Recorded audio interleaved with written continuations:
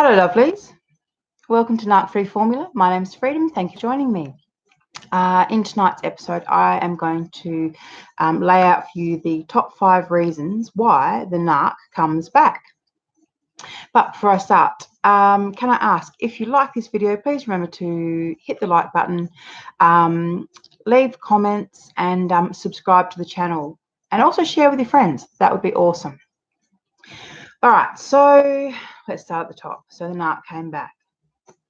Okay, so he came back and he's all apologetic and he's so sorry, and he's had an epiphany that you are the only woman for him, that his family means so much to him, that he's so in love with you, that he's going to make it work this time, you know, that he's figured it all out, that he's better now. Stop. It all sounds good in theory. Pity none of it is true. The number one reason why the narcissist will come back is because it didn't work out with the new supply. He probably got dumped. And the irony of that is, I'm sure he's standing in your kitchen right now saying to you that he dumped her because he realized how much he loved his family and he wanted to come home. Bullshit. They lie. Narcs lie. And this is the main thing that they lie about who dumped who. If he's standing in your kitchen, I can guarantee you his new supply didn't go to plan. You know, either she figured him out, she left him, or it just wasn't a good thing. You know, he probably thought it was something more special, or, you know, the grass is greener, that kind of thing. In actual fact, not as good supply as he thought. Trust me, that is the number one reason why the narc will try and come back. I've got a few notes. All right, and excuse my hair. Obviously, I've just got out of the shower. So, number 2 is his plans failed. So whatever plan he had going on in his head when he discarded you, or when he destroyed you and left you in a crumpled up heap crying in the corner, whatever his grand plan that he had going on in his head at the time, obviously that didn't work out. Who knows why it didn't work out? There's probably about 50,000 different reasons why it didn't work out. Narcs are renowned for fucking things up. You know, your guess is as good as mine, but I can guarantee you, if he's standing in your kitchen, then that is one of 2 things that has happened. Either the new supply fell through, or his plans have failed.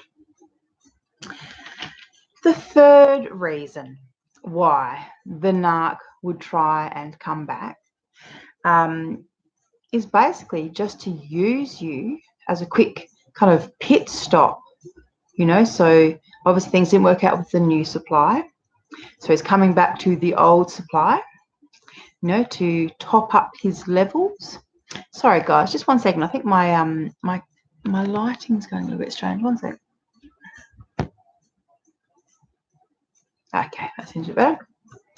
So yes, he's topping up his levels, you know, like, you know, in the morning when people get their levels right with their caffeine and, you know, nicotine or whatever it is that they do in the morning. Well, it's a bit like that, you know. So the new supply fell through, his plans for life without you fell through, and now he is low on fuel, low on supply, and good old ye old faithful, well, let's face it, you've been grade A supply. He knows how potent your fuel is. He knows that if you start loving him again and pumping that fuel out to him, that will revive him, that will pep him back up, that'll give him the energy that he needs to go back out in the world and conquer new supply. Oh, it's just so toxic, isn't it? Really, it really is. All right, the fourth reason that he's standing in your kitchen right now is that he needs cash or a place to stay, or maybe he needs to borrow your car, or maybe he needs you to co-sign on a lease.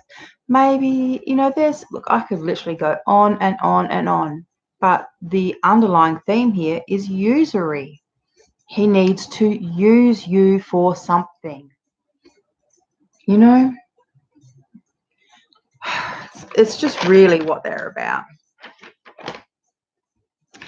And the fifth reason that he may be standing in the lounge room, kitchen, hopefully not bedroom, is that he's looking for your particular type of fuel. So, as I said, often they go out, you know, looking for greener grass and all that kind of thing, and find that, wow, it's not actually as good out here as they thought. And they want to go back to the supply that they know and love. Because if you're grade A supply, you're not as easy as, you know, not as easy to replace as he thought. So obviously, whatever it is that you give to him, you know, whether it is, I don't know, the sex, the you know, the adoration, maybe you make him feel 6 foot tall and bulletproof.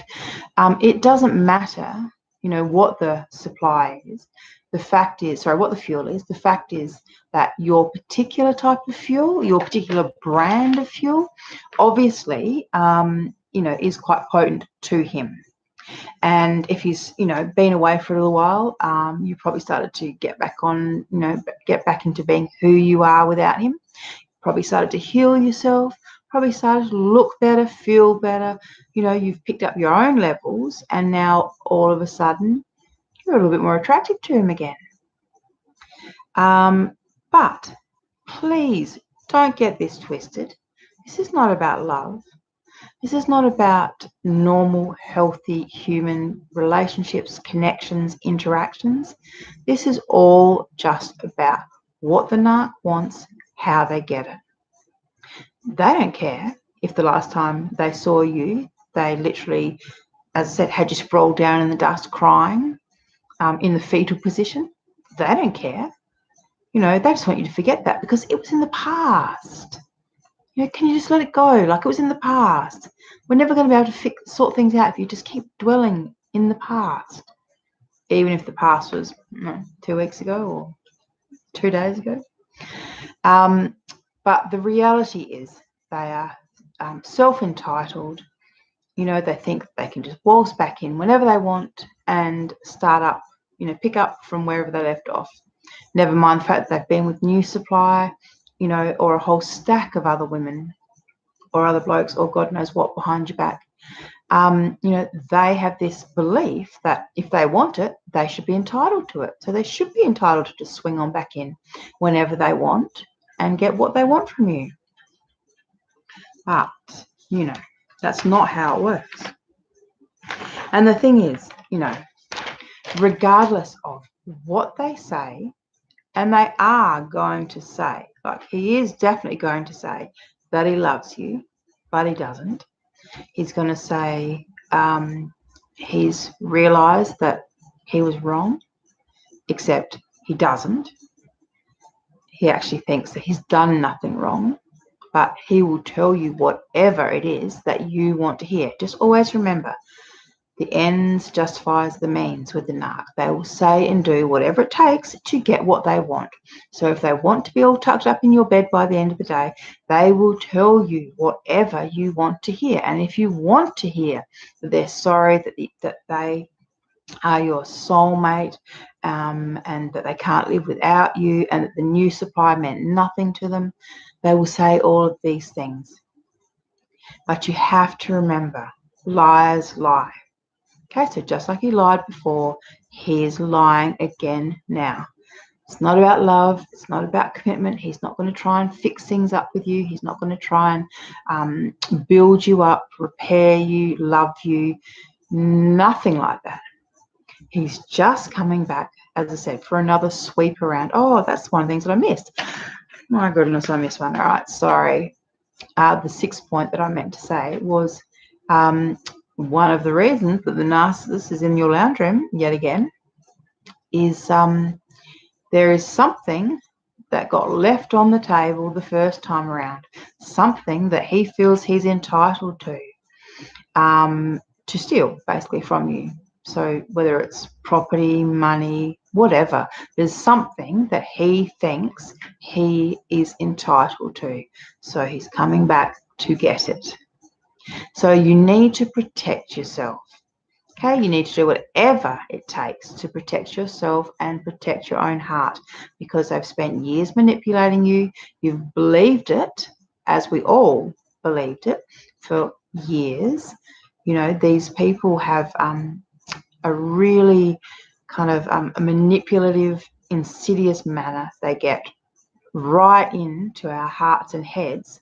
They know what to say and what to do, and that stuff doesn't just go away. You know, just because they have gone away for 2 months, 2 years. You know, but quite literally, they can turn it on, and you will find yourself emotionally or psychologically back in the same spot as you were when you were together, and you will find yourself vulnerable to them.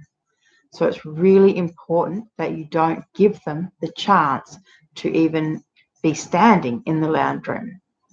It's really, really important that you keep all avenues of contact closed, because they do come back around, and they will. It's just a matter of when. As I said, it could be 15 years between contact. You know, people who think, you know, oh, my ex hasn't, you know, he hasn't tried to hoover me, or, you know, he hasn't come back around.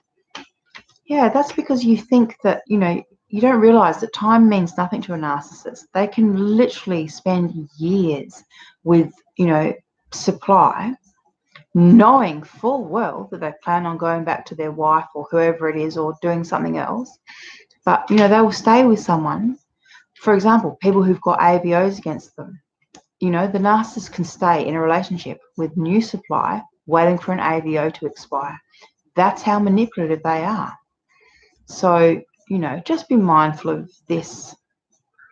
They are manipulators and liars. And if you let them into your house, heart, or bed, all you are doing is allowing yourself to be ripped off, to be damaged some more, you know, to be stolen from, to be lied to, cheated on. And make no mistake, you know, if they're back now, doesn't mean they're here to stay. Don't think, you know, oh, hallelujah, this is our happy ever after. You know, that was just our little moment, our little glitch. You know, we're back together now, and we'll sort it out, and this will be our forever and after. No, don't do that to yourself. Okay, stop lying to yourself. Snap out of it. Okay, if you let him back in, he's just going to use you for as long as it takes for him to source new supply, and it could take 10 years. It could take 2 years. It could take a month. We don't know how long it's going to take, but the fact is, you know, they don't have loyalty. You know, there's just no happy ever after with them. Okay, once they've idolized and devalued you, you are never going to go back to the idolization phase. He will never put you on the pedestal again. Never. It's just not going to happen. That's just something that they do with new people, new shiny new objects. Once you've fallen off that pedestal, once you've been devalued, it's just a matter of time as to when you're going to be replaced. Okay? And as I said, it could take 10 years for them to find something that fits. And then they will dump you again, discard you just like that, leave you in the dirt crying, going, but, I took you back, and but I gave you another 10 years of my life, but. And, you know, all they'll say is, I don't know, something along the lines of, you know, you did this to me, you did that to me, or you're the one that's leaving me, or something like that. You know, something completely head-fucking and gaslighting and confusing. So, look, please, darlings, listen to me when I say this. I know what I'm talking about. I spent a long time married to a sociopath, so I do know what I mean. That's right, I do know what I'm saying. Except sometimes, like now, when I'm tired. All right, lovelies. Thank you for watching, and yes, please do subscribe to the channel and share widely. Thanks. Bye.